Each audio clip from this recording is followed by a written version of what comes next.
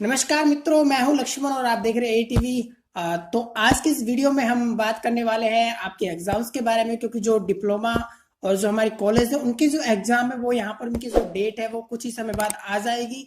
और लगभग लगभग मिड जुलाई के आसपास 12 से लेकर के यानी सेकंड वीक में आप लगा सकते हो, उस टाइम जो डिप्लोमा के एग्जाम है वो भी होने वाले हैं। तो यहाँ पर स्टूडेंट्स के मन में बहुत सारे क्वेश्चन होंगे, किस तरह तैयारी करनी है, किस तरह के क्वेश्चंस आएंगे, उसकी जो प्रिपरेशन है वो कैसे हो कि पास हो जाए। इसके अलावा बहुत सारे स्टूडेंट हैं जिनके जो प्रीवियस ईयर में जो एग्जाम पास नहीं कर पाए थे वो वापस से यहाँ पर थर्ड ईयर के एग्जाम देने वाले हैं। तो उनको किस तरह अपना जो पढ़ाई है उसको कंटिन्यू रखना है, उसके बारे में यहाँ पर हम बात करने वाले हैं। और इसके लिए हमारे साथ यहाँ पर आए हुए हैं मिस्टर ऐश्वर्य जैन जी, जो कि XIS इंडियन इंजीनियरिंग सर्विस में अपनी सेवा दे चुके हैं और अभी जो 12 का कॉलेज है पॉलिटेक्निक महाविद्यालय, वहां पर अपनी जो लेक्चरर की पोस्ट पर है और अपनी सेवा दे रहे हैं। तो उनसे हम यहाँ पर इस वीडियो में बात करने वाले हैं। नमस्कार सर, मेरा आपसे जो पहला सवाल है वो ये है कि अभी जो एग्जाम का पैटर्न चेंज किया गया है, बेसिकली जो डिप्लोमा के अंदर चेंज किया गया है कि इस बार ऑब्जेक्टिव क्वेश्चन आने की संभावना जताई जा रही है, तो उसके बारे में आप थोड़ा बताइए कि वो स्टूडेंट्स के लिए कितना बेनिफिट देने वाला है। और इसके बारे में थोड़ा डिटेल में समझाइए कि किस तरह क्वेश्चंस वगैरह आएंगे, उसके बारे में थोड़ा आप हमें बताइए। Board of technical education Rajasthan BTER जो डिप्लोमा इन इंजीनियरिंग या जिसे हम पॉलिटेक्निक कॉलेजेस बोलते हैं उनके एग्ज़ाम्स कंडक्ट करवाती है और 3 साल के इन एग्ज़ाम्स में जो पास होते हैं उन्हें डिप्लोमा इन इंजीनियरिंग का सर्टिफिकेट देती है। रिसेंटली BTER ने अपने जो एग्ज़ाम पैटर्न है उसमें बदलाव किया था, इसके बारे में अपन बात कर चुके हैं कि सब्जेक्टिव के साथ साथ ऑब्जेक्टिव क्वेश्चंस भी आएंगे। 2019-20 में ये आ रहा है, 2016 में भी एक बार आया था। उस टाइम भी काफ़ी पुराने पापियों के पाप धुल गए थे, तो ये भी एक सुनहरा मौका है कि आप अपने पाप धो सकते हैं। जो इतने सालों से बैक अगर चल रही है तो उसे क्लियर कर सकते हैं। बेसिकली ऑब्जेक्टिव सिर्फ यही नहीं आ रहा है, इसके अलावा भी बहुत सारे कंपटीशन एग्जाम्स हैं, जैसा कि आप लोगों को पता होगा, चाहे डिप्लोमा लेवल का हो, चाहे बीटेक लेवल का हो, रेलवे हो, SSC UPSC NTPC DRDO, कोई सा भी एग्जाम हो आज की तारीख में सब ऑब्जेक्टिव आ रहे हैं और मोस्टली कंप्यूटर बेस्ड आ रहे हैं। अब ऑब्जेक्टिव आना एक तरीके से जिन्होंने पढ़ाई नहीं की है ढंग से उनको भी ये लगता है कि यार ठीक है चलो सब्जेक्टिव में तो लिखना पड़ता है, ऑब्जेक्टिव में तुक्के लगा देंगे। और जिन्होंने बहुत अच्छी पढ़ाई करी है उनके लिए ऑब्जेक्टिव करना बहुत आसान है। पर मेनली हम कौन हैं? बीच वाले हैं हम। हमें ना बुरा पढ़ा हुआ है ना बहुत अच्छा पढ़ा हुआ है, हमने सब कुछ थोड़ा थोड़ा पढ़ा हुआ है। ये बहुत बड़ी बहुत खतरनाक सिचुएशन है, क्योंकि इसमें कंफ्यूजन हजार होते हैं, क्वेश्चन सोल्व नहीं हो पाते हैं और बहुत सारे डाउट क्रिएट होते हैं। सर ने आपको यहाँ पर बताया है कि जो ऑब्जेक्टिव क्वेश्चन है वो आजकल सारे एग्जाम्स में आ रहे हैं, चाहे वो गवर्नमेंट प्रिपरेशन के एग्जाम्स हो, SSC रेलवे वगैरह हो, और अभी हमारे यहाँ डिप्लोमा में भी इस बार चांस दिया गया है। तो इसी में बात आगे बढ़ाते हुए मैं सर आपसे पूछना चाहता हूँ कि अभी जो एग्जाम आ रहा है ऑब्जेक्ट में, तो उसमें स्टूडेंट को किन बातों का खासकर ध्यान रखना है, जो ऑब्जेक्टिव क्वेश्चन है उनको किस तरह हमें तैयार करना है कि जिससे एग्जाम में गलती ना हो। क्योंकि बहुत सारे स्टूडेंट की समस्या होती है कि वो बहुत सारे कंफ्यूजन में फंस जाते हैं कि क्योंकि उनका अच्छी तरह याद किया हुआ तो रहता नहीं है इतना परफेक्टली। तो वो जो टिप्स है कि आप आराम से अभी 1 महीना बचा है आपके पास, और इस 1 महीने में किस तरह आपको प्रिपरेशन करनी है कि जो आपके ऑब्जेक्टिव क्वेश्चन उनमें से ज्यादा क्वेश्चन सही हो और आप एग्जाम में पास हो जाए। इसके अलावा जो बैक वाले स्टूडेंट है उनके लिए भी यहाँ पर जो सर है बताएंगे कि उनको किस तरह पढ़ाई करनी है। तो सर आप इस बात पर थोड़ा प्रकाश डालिए कि आखिर जो विद्यार्थी है वो किस तरह से ऑब्जेक्टिव क्वेश्चन की तैयारी करें।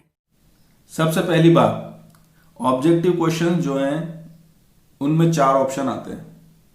अगर मान लो पेपर अच्छा है तो 4 में से हर ऑप्शन कुछ ना कुछ इंपॉर्टेंस रखता होगा अपनी। ऐसा नहीं हो सकता कि आपको 4 ऑप्शन में से देखते ही एक ऑप्शन पता चल जाएगा कि यही आंसर होगा।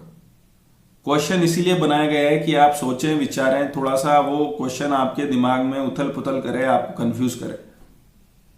अगर इतना इजी क्वेश्चन होता तो एग्जाम में नहीं आता, और अगर एग्जाम में आ रहा है तो यानी वो क्वेश्चन कुछ दम रखता है। ऐसे ही क्वेश्चंस की हम प्रैक्टिस करने की कोशिश करते हैं। अब आप 1000 क्वेश्चन लगा लें, चाहे 1500 लगा लें, चाहे 3 बुक सोल्व कर लें, चाहे आप कितना ही रिवीजन कर लें, पर अगर आपका तरीका गलत है, आपका प्रैक्टिस का तरीका गलत है, रिवीजन का तरीका गलत है, तो कभी भी आपका दिमाग नहीं चलेगा, वो उथल पुथल नहीं मचेगी दिमाग में। ऐसा मैं क्यों कह रहा हूं? क्योंकि 4 ऑप्शन है, 4 में से एक सही है, तो बाकी 3 गलत क्यों हैं ये हमें पता होना चाहिए। और ये तभी पता चलेगा जब हम क्वेश्चंस की प्रैक्टिस सही करेंगे, क्वेश्चंस को सहेज के रखेंगे, संभाल के रखेंगे। मैं बताता हूं कैसे। ये कुछ गलतियां हैं जो मैं आपको बता रहा हूं, जो हम प्रैक्टिस करते टाइम करते हैं। क्वेश्चंस के साथ छेड़छाड़ वाली जो गलतियां हैं वो मैं बता रहा हूं आपको। जैसे हम करते हैं क्या कि सही ऑप्शन पे हमने टिक लगा दिया, हम जितने जितने क्वेश्चन पढ़ते जा रहे हैं उन पे सब पे सही पे टिक लगाते जा रहे हैं, और हम ये सोच रहे हैं कि यार सही पे टिक लगा लेते हैं, पीछे पलट के नहीं देखना पड़ेगा, फटाफट याद होंगे। याद नहीं करने हैं, रटने नहीं है हमें क्वेश्चन। हमें जब भी क्वेश्चन पढ़ना है तो वो हमें नया लगना चाहिए, ताकि हमारा दिमाग चले, ताकि हम उन ऑप्शंस के बारे में सोचें, ताकि हम ये देखें कि यार ये एक ऑप्शन सही है, बाकी 3 ऑप्शन गलत है, तो ये क्यों गलत है, ये दिमाग घूमना चाहिए। इससे क्या फायदा होगा कि जब आप ये सोच रहे हैं कि ये 3 ऑप्शन क्यों गलत है, तो आप इन 3 ऑप्शंस के लिए कोई और क्वेश्चंस तैयार कर रहे हैं। किसी एक पर्टिकुलर क्वेश्चन के लिए जो 3 ऑप्शन गलत हैं, वो 3 ऑप्शन किसी और 3 क्वेश्चन के लिए सही भी तो होंगे। तो कहने का मतलब क्या हुआ कि अगर आपने एक क्वेश्चन को बचा के रखा, सहेज के रखा, उसको काटा पीटी नहीं करी, तो आप उस क्वेश्चन की मदद से 3 और क्वेश्चन तैयार कर रहे हो। तो ऑप्शन पे कभी टिक नहीं लगाना है। दूसरा, हम क्या करते हैं, कई बच्चे प्रैक्टिस करते टाइम, ये देखिए आप प्रैक्टिस करते टाइम क्या करते हैं, टिक लगा लिया, फिर पीछे चेक किया, आंसर से गलत निकला, इसको काटा, दूसरे पे टिक लगा दिया जो सही था, सारा सत्यानाश हो गया क्वेश्चन का। ये क्वेश्चन किसी काम का नहीं है। दोबारा इसको देखोगे तो इसको पढ़ने की भी इच्छा नहीं होगी। आप ये खुद एनालाइज कर सकते हैं, अपने किताब उठा के देखिए, अगर आपने ऐसा काम किया है तो आप उस क्वेश्चन को दोबारा पढ़ेंगे ही नहीं जिसमें आपने टिक लगा रखा है। और पढ़ेंगे तो पढ़ते पढ़ते सो जाएंगे, आलस आएंगे, मोटिवेशन नहीं आएगा, रुचि नहीं बनेगी। ये सारे कारण हैं किस चीज के, दिमाग ना लगने के, कंसंट्रेशन ना बनने के, इंटरेस्ट ना बनने के, मोटिवेशन ना आने के। ऐसा ही एक और काम आप क्या करते हैं, रंग बिरंगे अपन रंग देंगे, कभी क्वेश्चन पे मार्कर चला दिया, कभी क्वेश्चन के साइड में अपन ने कुछ कलर से लिख दिया, या ऑप्शन के साइड में अपन ने अल्फाबेट्स में ऑप्शन लिख दिए, टिक नहीं लगाया, ABCD लिख दिए, या फिर क्वेश्चन के आसपास हम हिंट लिख रहे हैं, हिंट्स, कि हमें याद आ जाएगा इससे। अरे अगर आपने हिंट लिख दिया तो आपका दिमाग तो चला ही नहीं। मकसद हमारा ये था। प्रैक्टिस क्या है, प्रैक्टिस ये है कि जितनी बार हम क्वेश्चन को करने के लिए बैठे, उस क्वेश्चन के लिए दिमाग चले, हम सोचने के लिए मजबूर हो जाए, वो प्रैक्टिस है। वो करते ही नहीं हम, और फिर हम कहते हैं कि सर मैंने 3000 क्वेश्चन कर लिए, मैंने 3 किताबें कर ली, मैं खूब प्रैक्टिस करता हूँ। आप प्रैक्टिस नहीं कर रहे, आप प्रैक्टिस करने की एक्टिंग कर रहे हैं। और प्रैक्टिस जरूरी है। प्रैक्टिस का मतलब ये नहीं है कि मैं बैठ के क्वेश्चन करता जाऊं, बस ऑप्शन देखता जाऊं और क्वेश्चन रटता जाऊं। प्रैक्टिस का मतलब है कि जो एग्जाम में हमें करना है वैसा ही हमें रोज करना है। आप कोई भी बड़े से बड़ा आदमी ले लीजिए, चाहे वो स्पोर्ट्समैन हो, चाहे वो एथलीट हो, चाहे वो एक्टर हो, चाहे वो बिजनेसमैन हो, जिस भी फील्ड का वो आदमी हो, अगर उस फील्ड में उसको सक्सेस पानी है तो वो जो काम फील्ड में उतर के करना चाहता है, उसको कोई ना कोई प्रैक्टिस एरिया उसका होता है, वहां पर वो उसको दोहराता है, बार बार प्रैक्टिस करता है, उसी काम को रोज करता है। अगर सचिन तेंदुलकर ने अपने पूरे जीवन में मैदान में, चाहे वनडे मैच हो, चाहे T20 हो, चाहे टेस्ट मैच हो, अगर कुल मिला के मैं मान लेता हूँ 1 लाख बोले अगर खेली होगी, 1 लाख बोले भी अगर खेली होंगी, तो उसने प्रैक्टिस में इसकी 50 गुना ज्यादा बोले खेली होगी, 50 लाख बोले खेली होगी उस बंदे ने। उसको एक एक बॉल कहाँ पड़ेगी, कैसे पड़ेगी, किधर घूमेगी, सबका अंदाजा होगा। और ऐसा ही हर किसी के साथ है। तो वो काम जो हम फेस करके कुछ पाना चाहते हैं, उदाहरण के तौर पर आप मान लीजिए SSC JEE का एग्जाम देकर जूनियर इंजीनियर बनना चाहते हैं CPWD में, तो उस एग्जाम को आपको रोज देना पड़ेगा, रोज उस एग्जाम को आपको जीना पड़ेगा। वही वातावरण बना के, वही माहौल बना के, टेबल कुर्सी पर बैठ के, अलार्म लगा के 30 क्वेश्चन का पेपर रात में सेट करिए, सुबह करिए। मैं इसके बारे में पहले भी बता चुका हूँ आप लोगों को, पर ऐसा करना पड़ेगा आपको, तभी ऑब्जेक्टिव की तैयारी होगी। यही ऑब्जेक्टिव की तैयारी है। अगर आप ऐसा नहीं कर रहे हैं तो अभी आप तैयारी नहीं कर रहे हैं। दिल्ली बहुत दूर है, और ये माने या ना माने, जो भी आदमी किसी ना किसी रूप में ऑब्जेक्टिव पेपर के माध्यम से सिलेक्ट हो रहा है वो जाने अनजाने में ये काम कर रहा है। कुछ लोग अपने आप करते हैं, कुछ लोग किसी की सुन के करते हैं, कुछ लोग सुनने के बाद भी नहीं करते हैं।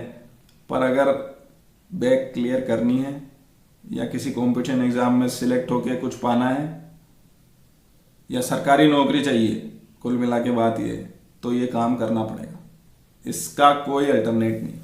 सर कुछ स्टूडेंट्स की यहाँ पर समस्या होती है कि जब वो स्टडी करते हैं तो उनको नींद आ जाती है। कुछ तो ऐसे होते हैं कि कोई लेट कर पढ़ता है, कोई किस तरह। इसके बारे में भी आप स्टूडेंट को थोड़ा बताएं कि आखिर हमें जो एग्जाम देना है उसके लिए जो सही तरीका है पढ़ाई करने का। नॉर्मली आप चाहे थ्योरी पढ़ रहे हो, चाहे ऑब्जेक्टिव पढ़ रहे हो, चाहे कुछ भी पढ़ रहे हो, उसका जो सही तरीका है वो क्या है। और बहुत सारे स्टूडेंट ये भी कहते हैं, कुछ टाइम पहले मैं खुद भी ऐसे ही उल्टी सीधी हरकतें करता था कि मतलब कि ईयरफोन लगा लेते हैं, म्यूजिक बचा लेते हैं तो मेरा अच्छा कंसंट्रेशन बनता है। तो उसके बारे में भी थोड़ा बताएं कि किस तरह पढ़ाई की जाए, कंसंट्रेशन है वो किस तरह बनाया जाए कि जो स्टडी है वो अच्छे से हो पाए। एग्जाम में मोबाइल चला पाओगे क्या? एग्जाम में लेट पाओगे क्या? ईयरफोन लगा के गाने सुनते हुए प्रैक्टिस कर रहे हैं कि सर कंसंट्रेशन बनता है म्यूजिक से। गलत फहमी है ये। एग्जाम में म्यूजिक नहीं मिलेगा सुनने के लिए। हमें प्रैक्टिस इस प्रकार करनी है कि जो एग्जाम में हमें करना है वही हमें रोज घर पे करना है। अब आप बोलेंगे सर एग्जाम में तो पेपर प्रिंटेड होके आता है, वैसा माहौल रहता है, हम कैसे बनाएं? तो आप बना सकते हैं, कोई बड़ी बात नहीं है। टेबल कुर्सी पर बैठिए। अगर आपके घर में लोग ज़्यादा हैं, शोर ज़्यादा है, तो ऐसा समय चुनिए जब लोग कम होते हों, थोड़ी शांति होती हो।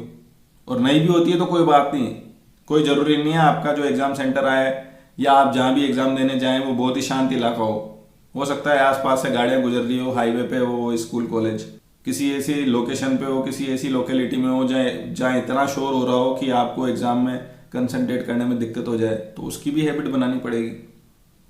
मेन बात यह है कि रोज प्रैक्टिस करनी है। रोज एक 50 क्वेश्चन का सेट चाहिए और उसको 50 मिनट में ही करना है एग्जाम की तरह। ठीक जैसे एग्जाम में हम क्वेश्चन पेपर को पढ़ते हैं, क्वेश्चन पेपर करते हैं और एक अलग OMR में अपने आंसर लिखते हैं और रफ वर्क भी अलग से करते हैं, ठीक वैसे ही आपको प्रैक्टिस के टाइम करना पड़ेगा। टेबल कुर्सी लगा के बैठिए, 50 क्वेश्चन का एक सेट रात में ही, पिछली रात को ही डिसाइड करके सोइए, ताकि सुबह उठ के या अगले दिन जब भी आपको टाइम आपने डिसाइड किया है उस टाइम पर आप उन 50 क्वेश्चन को एज एन एग्जाम की तरह प्रैक्टिस करें। जाहिर सी बात है कि आप वो 50 क्वेश्चन जो भी सिलेक्ट करेंगे किसी ना किसी किताब में से ही करेंगे या ऑनलाइन देखेंगे। ऑनलाइन अगर आप मोबाइल से कर रहे हैं तो जाहिर सी बात है आप मोबाइल की स्क्रीन पर तो रफ वर्क कर नहीं सकते, पर अगर आप किताब से कर रहे हैं तो भी आपको किताब को खराब नहीं करना है। यही मैंने अभी बताया है आपको। पहले क्वेश्चंस को संभाल के रखिए। 3000 अलग अलग क्वेश्चन करने का कोई फायदा नहीं होगा। 1000 क्वेश्चन को ही 3 बार करिए, आपका दिमाग ज्यादा चलेगा। आप किसी भी एक पुराना क्वेश्चन को जो आपने किया हो और जो आपसे सही हो गया हो, आज की तारीख में मैं चैलेंज कर रहा हूं, उठा के देखिए, आपको फिर सोचना पड़ेगा उसके बारे में। और यह सोचना, ये मंथन करना, ये विचार करना, सभी ऑप्शंस को एनालाइज करना, यही प्रैक्टिस है। इसे प्रैक्टिस कहते हैं। 3000 क्वेश्चन को देख के ऑप्शन से मिला के और उनके टिक मार्क करके या उनके ऑप्शन रट लेना प्रैक्टिस नहीं है। वो रटना है, वो अपने भेजे को जाम करना है। भेजा जाम हो जाएगा, आपको भेजे को, आपके दिमाग को जाम नहीं करना है, आपको चलाना है उसे। तो एक रात पहले 50 क्वेश्चन सिलेक्ट करके इकट्ठा करके सोइए कि भाई इस पेज नंबर के इस क्वेश्चन से इस क्वेश्चन तक मैं अगले दिन सुबह उठ के एग्जाम की तरह प्रैक्टिस करूंगा। अगले दिन उठिए, जो भी टाइम आपने डिसाइड किया है उस पर उन 50 क्वेश्चन को लेकर 50 मिनट का टाइम लेकर एग्जाम में बैठिए। एग्जाम के रूप में ही बैठिए, टेबल चेयर पे अलार्म लगा के कि 50 मिनट का अलार्म है, 50 क्वेश्चन करने हैं। एक अलग से रफ वर्क करने के लिए रफ शीट रखिए और चाहे तो उसी पेज में साइड में OMR बना लीजिए, सिंपल सी, पहला, दूसरा क्वेश्चन, तीसरा क्वेश्चन, ऐसे 1 2 3 लिख लीजिए ताकि आप उसके बगल में अपने ऑप्शंस लिख पाए। जब आप एक बार 50 मिनट तक एग्जाम दे लेंगे तो 5 मिनट लगेंगे आपको जो आपने किया उसको चेक करने में। आप उसे चेक करिए, क्योंकि हमें एग्जाम की तरह ही इस प्रैक्टिस को करना है। तो जो क्वेश्चन आपको नहीं आ रहे हैं उन्हें छोड़िए, हर क्वेश्चन को करने की जरूरत नहीं है, क्योंकि बोर्ड के एग्जाम में तो नेगेटिव मार्किंग नहीं है, पर जब आप कंपटीशन एग्जाम में जाएंगे तो वहां पर नेगेटिव मार्किंग है। तो हमें नेगेटिव नहीं करने की भी प्रैक्टिस यही करनी है, नहीं तो क्या होगा, आप सारे कर देंगे तो नेगेटिव इतने ज्यादा हो जाएंगे कि सारी करी कराई मेहनत पर पानी फिर जाएगा। तो जो क्वेश्चन नहीं आ रहे उन्हें छोड़िए। तो जो क्वेश्चन आपने, जब आपने चेक किया, कुछ क्वेश्चन जो आपने छोड़ दिए, ये आपके वापस से एग्जाम में काम आ सकते हैं, या आप इन्हें नॉर्मल प्रैक्टिस रूटीन में भी ले सकते हैं, या इसी सेट को आप 5-6 दिन बाद दोबारा एग्जाम के रूप में प्रैक्टिस कर सकते हैं। फायदा होगा। आपको ये लग रहा होगा कि सर उसी क्वेश्चन को बार बार करेंगे तो क्या फायदा, पर मैं कह रहा हूं फायदा होगा, क्योंकि मैं आपको पहले भी बता चुका हूं, एक क्वेश्चन में 4 ऑप्शन है। अगर एक सही है 3 गलत है, तो उन 3 के बारे में सोचने के लिए, उन्हें गलत साबित करने के लिए जो आप दिमाग चलाएंगे वो प्रैक्टिस है। उससे 3 क्वेश्चन दूसरे तैयार कर रहे हो आप, तो घबराने की जरूरत नहीं, कोई दिक्कत नहीं है। उन्हीं 50 क्वेश्चन को एक हफ्ते बाद वापस एग्जाम के रूप में आप दे सकते हैं, फायदा ही होगा। ठीक है, आपने अपने जो आंसर की बनाई उसको चेक किया, जो सही हुए बधाई हो, उनकी चिंता मत करो अब, क्योंकि एग्जाम के फॉर्म में, एग्जाम के रूप में, एग्जाम का माहौल बना के आपने प्रैक्टिस करी है, तो एग्जाम में ये सही हो जाएंगे। जो गलत हुए हैं उनकी चिंता करनी है बस। कैसे? जो गलत हुए हैं उनको हमें उसी दिन, उसी रात से पहले उनका कंसेप्ट क्लियर करके सोना है, चाहे हम नेट से पढ़ें, चाहे किताब से पढ़ें, चाहे किसी से पूछें। पर जो क्वेश्चन हमसे गलत हुए हैं, इस पूरी प्रैक्टिस के बाद उनको हमें कंसेप्ट क्लियर करके ही सोना है, क्योंकि जब हम अगला पेपर देंगे तो हो सकता है उसी कंसेप्ट का कोई दूसरा क्वेश्चन आए, वो फिर गलत होएगा अगर हम उसका कंसेप्ट क्लियर नहीं करेंगे। तो ये 5वां स्टेप बहुत जरूरी है। तो ये 5 स्टेप में आप ढंग से सही प्रैक्टिस कर सकते हैं, जिसको आप प्रैक्टिस बोल सकते हैं। और अगर आपने ये 5 स्टेप रोज 6 महीने तक भी अगर करी, तो मैं आपसे कह रहा हूं कोई भी एग्जाम हो, कोई भी, आप जरूर क्लियर कर लेंगे। देखने के लिए बहुत बहुत शुक्रिया। देखते रहिए, सीखते रहिए, ओनली एट वीडी सर।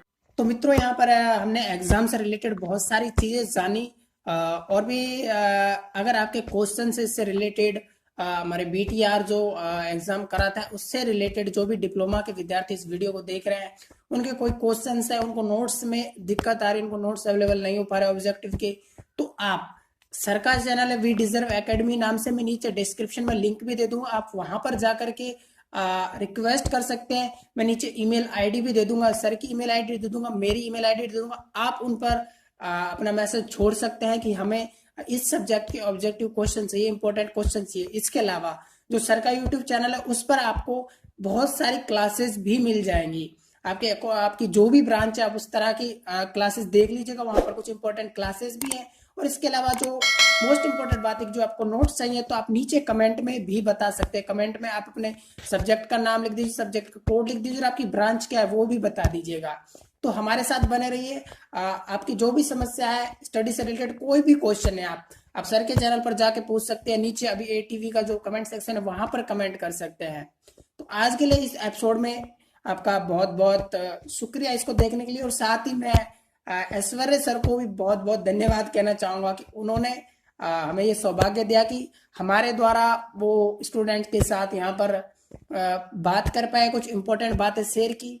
आज के लिए बस इतना ही यार, बने रहिए मेरे साथ। इस चैनल पर सब्सक्राइब कर दीजिए, लाइक कर दीजिए, और जो भी आपके साथी स्टूडेंट है उन तक ये वीडियो जरूर पहुंचा दीजिए, क्योंकि ये उनके लिए जरूर मददगार साबित हो सकती है। धन्यवाद।